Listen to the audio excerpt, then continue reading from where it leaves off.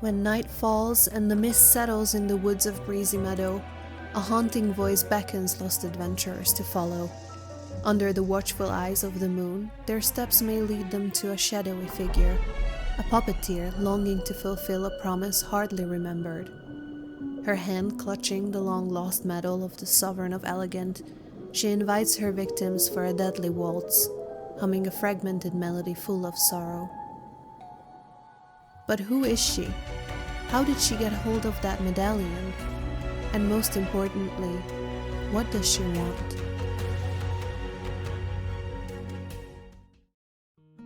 For the past 700 years or so, ever since the successful reconstruction of Flora-Wish and the founding of the first Stylists Guild, Wishfield had been enjoying a time of peace and prosperity. Trading routes got established, the magic of the world whim was applied in ever-changing forms through new inventions, and stylists started forming factions. These factions, all falling under one of the 5 main styling categories, sweet, fresh, cool, sexy, and elegant, were designed to improve their members' skills through competition and teamwork, pushing them towards the mastery of their chosen labels to become the best of the best, the Sovereign. At a local school, a young girl with fiery red hair designs one of her first sets. Not yet perfect, but already showcasing both her skills and her thoughtfulness. A note here about the design dedicated to a friend, a scribble there about thoughts of her future and what it would be like to have a daughter one day. Her eye for detail and her ability to marry practicality with elegance separates her early from her peers. Looking for more, she takes her studies to Siccia, but never forgets to ride back home to her dear friend, sending gifts and the promise to be together again. Years pass, and the girl is now a young woman. Wearing a black gown, she shows up at a mansion ready to challenge the reigning sovereign. Her victory heralds a new era of true elegance, one where everyone can depend on her and learn more, regardless of their background. An era that appreciates a noble soul more than any irrelevant notions of nobility. But that noble soul would soon prove to be her downfall. In 987 AW, Wishfield's era of tranquility and harmony ends when a group of people suddenly disappear from the region. A stylist from Stoneville, a faction leader from Flora-Wish, the list grows every day. It isn't long before the much-loved new Sovereign of Elegant, Gloria, decides to take matters into her own hands. In her efforts to find the missing stylists, she applies through the Stylist Guild to become an official investigator, and heads straight to the Wishing Woods. It is sadly the last thing anyone ever hears about her ever again. Or so it seems, until 15 years later, a shadowy figure shows up in Breezy Meadow, clutching the medal that once belonged to Gloria, haunting the woods, and gaining the notorious name, the Banshee. Wielding an immense styling power, defeating all opponents who claim to have acquired mastery of the art of elegance, with her dark attire and faded fiery locks, the resemblance to Gloria isn't hard to admit. But what happened to her? Is there a missing puzzle piece that would explain it all? What if there was a torn paper, hidden in plain sight in the Wishing Woods, missed by all who tried to find her? The readable titled Diary Pages of an Unknown Stylist, found near Brookwood Forest Research Institute, reads as follows. It's unbelievable that among the Wishing One's descendants, the leaders who were supposed to protect wishes have become so corrupt. For the sake of their own survival, they have resorted to promoting truly evil research. They are fueling the growth of despair and sinking deeper into the abyss. We cannot allow this situation to proceed. Darn it! If I had not been sabotaged with my sense of style, how could I possibly be beneath the so-called Wishmaster who lacks any true whim? He's nothing more than a puppet of the dark. They won't allow me near any materials that could be used to make clothing, afraid that I might find a chance to fight back. They conduct cruel experiments on me, torturing my body. Even bathing in this moonlight is a rare luxury. My thoughts have never been clearer. Thinking of my daughter waiting for me at home, despair could never rob me of my sanity. Even in this dire situation, I will never submit. The unyielding elegance within my resolute and noble soul is my last ace.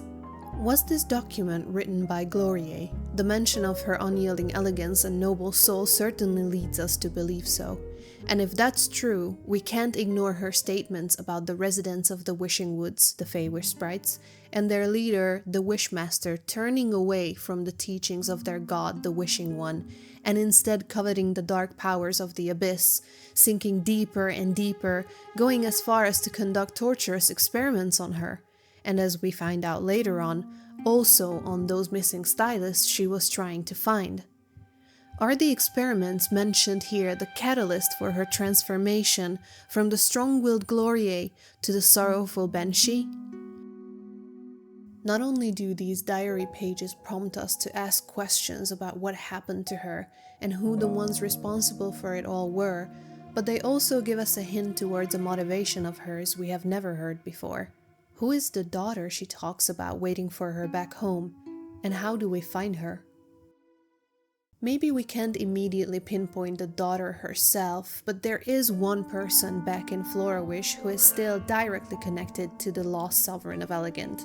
Her friend she mentions in that early clothing set she designed, Igraine, the keeper of Florawish's dream warehouse, and the adoptive mother of a young girl with hair fiery red, Nonoy.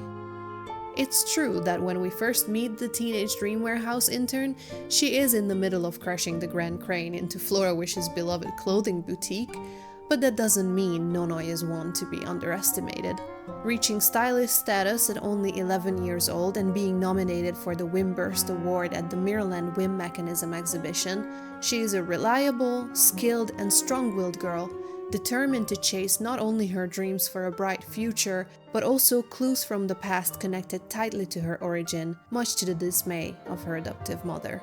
But even if her mother forbids Nonoy from seeking the truth, it still lingers in items scattered around their home.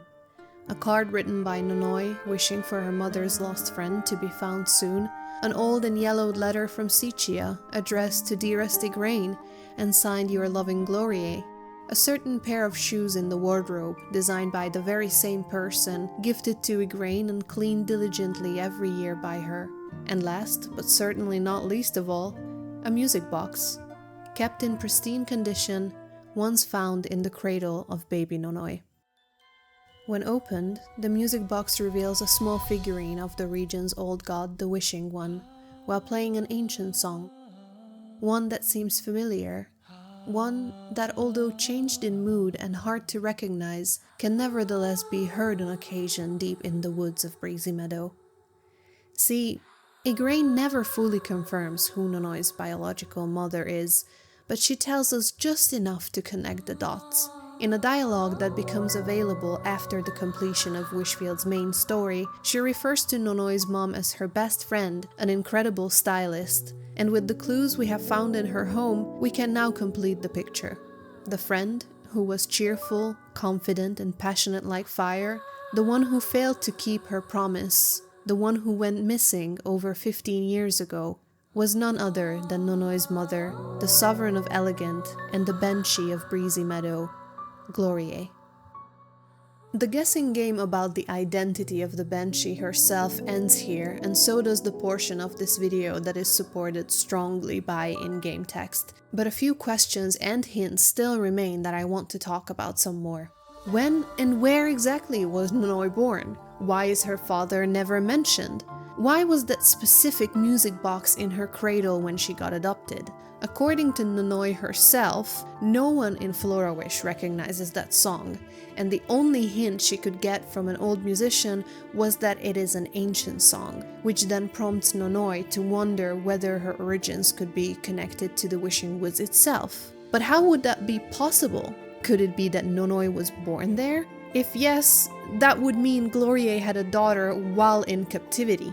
Seemingly, there is something that could go against this theory. In a conversation outside their home, Igraine says she can't help but see Nonoy as the baby in her mother's arms. At first, this certainly sounds like Igraine has seen Gloria with Nonoy in her arms, and that must have been before she left to look for clues about the missing stylists in the Wishing Woods. But what if it was just a figure of speech rather than something she has actually seen? If Nonoy was born after Glorier went missing, the music box's connection to the Wishing Woods would be explained this way, and so would Nonoy's age. According to the readable Nonoy's birthday records, not one to miss, she has celebrated her 14th birthday with Igraine, but likely not her 15th yet. Considering that Glorier disappeared 15 years ago, Nonoy being born a bit later seems like the logical conclusion.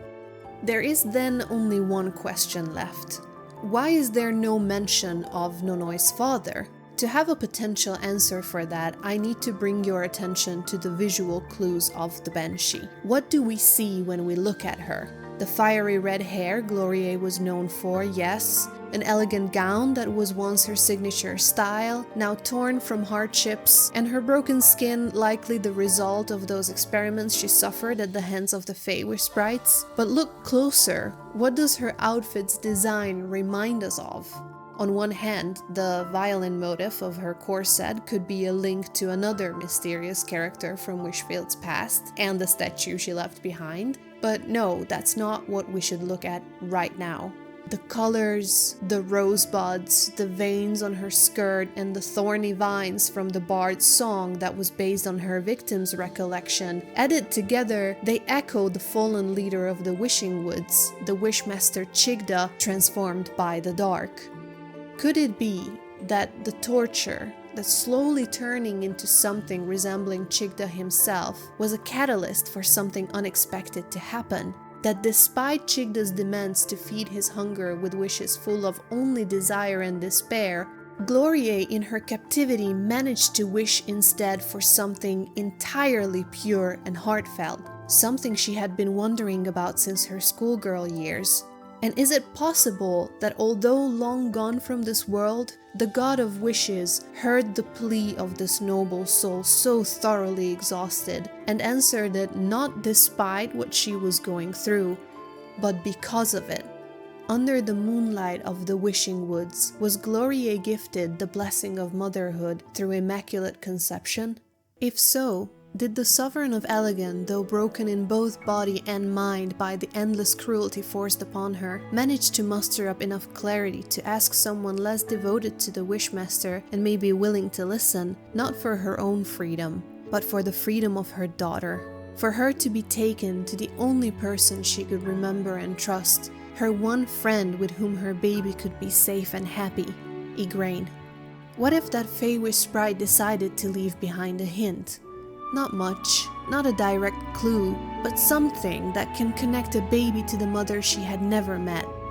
A melody in a music box, a song left behind by a god, to be hummed together on a cozy terrace by a friend and a daughter somewhere in Florawish while they think of someone dear to them, and to be echoed in the misty woods, fragmented, slowly forgotten, ever yearning to keep true to the promise made long ago. To come home.